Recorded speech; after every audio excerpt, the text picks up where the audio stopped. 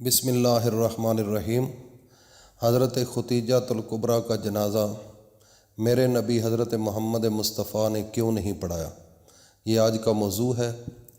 سب سے پہلے حضرت ختیجہ سلام اللہ علیہا وہ پہلی خاتون ہیں جنہیں قرآن مجید کی روح سے سب سے پہلے ام المؤمنین ہونے کا شرف حاصل تھا۔ اس کے علاوہ ذاتی طور پر قرآن شریف میں آپ کے اثار و قربانی کا ذکر بھی ہے۔ پیغمبر اسلام حضرت محمد مصطفیٰ صلی اللہ علیہ وسلم سے شادی سے پہلے جناب ختیجہ سلام اللہ علیہا مکہ کے بہت بڑے کاروبار کی مالک تھیں۔ آپ کے عظیم کاروان تجارت میں 80,000 اونٹ تھے جن کے ذریعے شام، یمن، مصر وغیرہ کی طرف برابر آپ کا سامان تجارت جاتا رہتا تھا۔ شادی کے بعد آپ نے اپنا سارا مال، ساری دولت حضرت محمد مصطفیٰ کے قدموں میں ڈال دی تاکہ اسلام کی نشو و نما کے کام آ سکے۔ ام المومنین حضرت ختیجۃ الکبریٰ علیہا صلوات اللہ انتہائی بافضیلت اور باادب عورت تھیں۔ آپ کے والد ماجد اور والدہ ماجدہ جو تھیں، والدہ ماجدہ کا نام تھا فاطمہ۔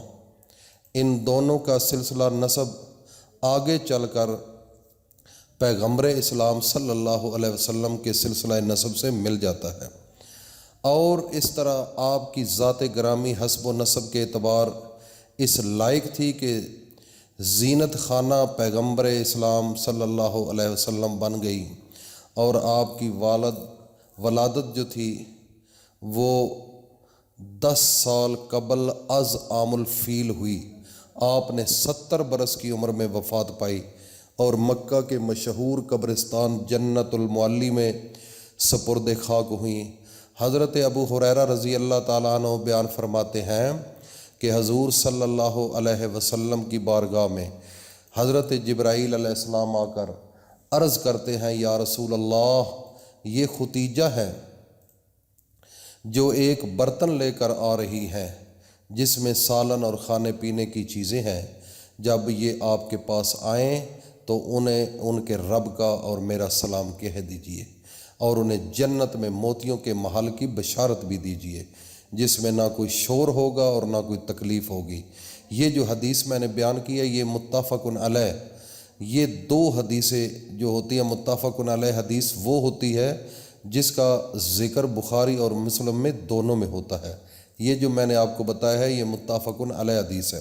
حضرت علی رضی اللہ تعالیٰ عنہ سے روایت ہے کہ میرے نبی حضرت محمد مصطفیٰ نے فرمایا، اپنے زمانے کی سب سے بہترین عورت مریم ہے، اور اسی طرح اپنے زمانے کی بہترین عورت ختیجہ ہے۔ یہ بھی حدیث جو ہے متفق علیہ ہے، اس کا بخاری اور مسلم کے اندر دونوں میں اس کا بیان موجود ہے۔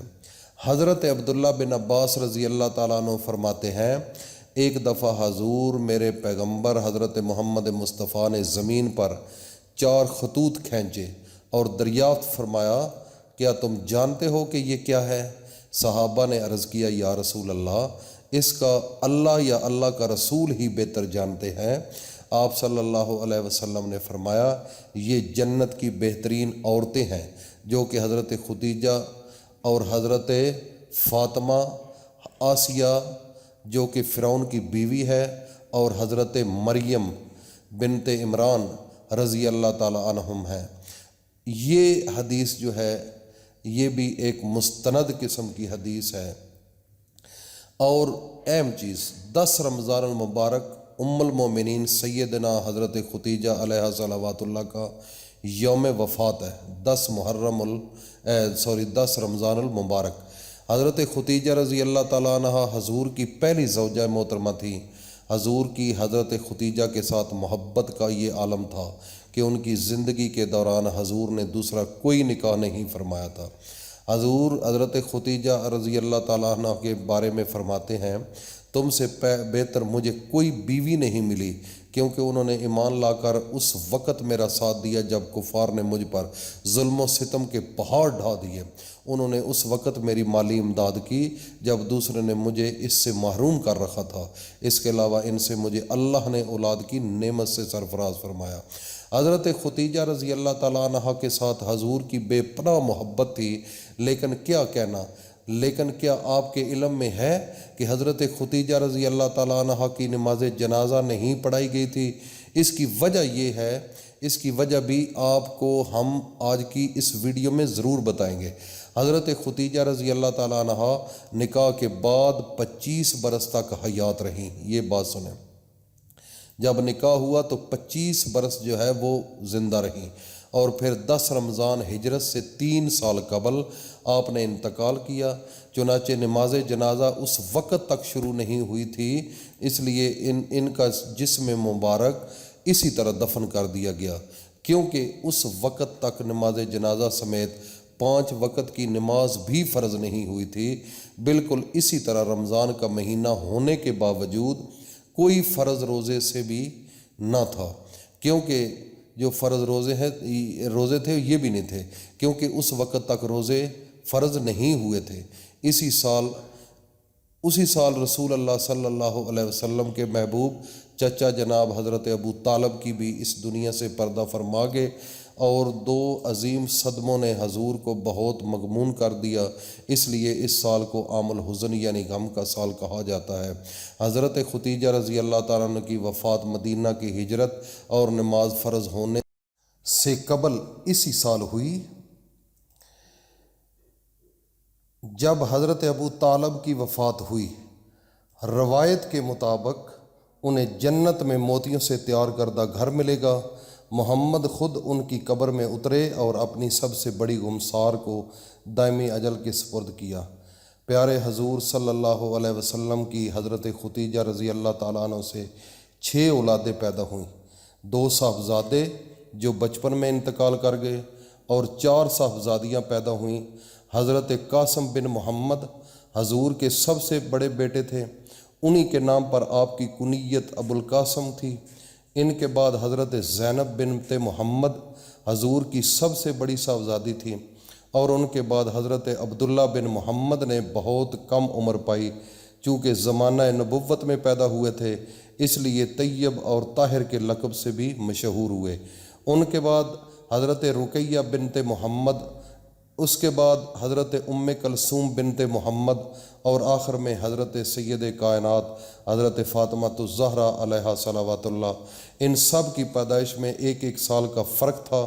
حضرت ختیجہ سلام اللہ علیہا اپنی اولاد کو بہت چاہتی تھیں، چونکہ آپ مالی طور پر بھی بہت مستحکم تھیں، اس لیے عقبہ کی لونڈی سلمہ کو بچوں کی پرورش پر مقرر کیا تھا۔ وہ ان کو کھلاتی اور دودھ پلاتی تھیں۔ ازواج مطہرات میں ختیجۃ الکبریٰ کو بعض خاص خصوصیات حاصل ہیں۔ وہ حضور کی پہلی بیوی ہیں۔ وہ جب نکاح میں آئیں تو ان کی عمر 40 برس کے قریب تھی، لیکن حضور نے ان کی زندگی میں دوسری شادی نہیں کی۔ یہ تھی حضرت ختیجۃ الکبریٰ کی شان، حضرت ختیجۃ الکبریٰ کی عزت، حضرت ختیجۃ الکبریٰ کی جو اولاد ان سے پیدا ہوئی، جو بیٹے پیدا ہوئے، بیٹیاں پیدا ہوئیں، ان کی تفصیل اس ویڈیو میں موجود ہے۔ مجھے امید ہے کہ آج کی ویڈیو ایک تاریخی ویڈیو ہے، اور اگر آپ ویڈیو یہ سنتے ہیں تو یقیناً آپ ضرور اس کو سبسکرائب کریں، اور ساتھ بیل آئیکن کو بھی پریس کیجئے، اور لوگوں میں یہ شیئر کریں تاکہ ان کو نالج ہو۔ میں نے یہ کافی چیزیں سنی ہیں جو کہتے ہیں کہ میرے نبی کی صرف 1 بیٹی ہے تو دوسری کا ذکر نہیں کرتے، ان کو پتہ نہیں ہے۔ تو میرے بھائی یہ لوگوں میں پھیلاؤ تاکہ پتہ چلے کہ میرے نبی کی کتنی بیٹیاں ہیں، اور ان کی کون سی بیوی تھی جن میں سے یہ پیدا ہوئیں، اور بیٹے کتنے ہیں۔ یہ تمام تفصیل اس کے اندر موجود ہے۔ تو مجھے امید ہے کہ آج کی ویڈیو الحمدللہ ایک بہت اہل علموں کے لیے، جو لوگ ایسے ہیں جو ریسرچر ہیں، ان کے لیے ایک اچھی چیز ہے۔ اللہ پاک ہم سب کا حامی و ناصر ہو۔ السلام علیکم ورحمۃ اللہ وبرکاتہ۔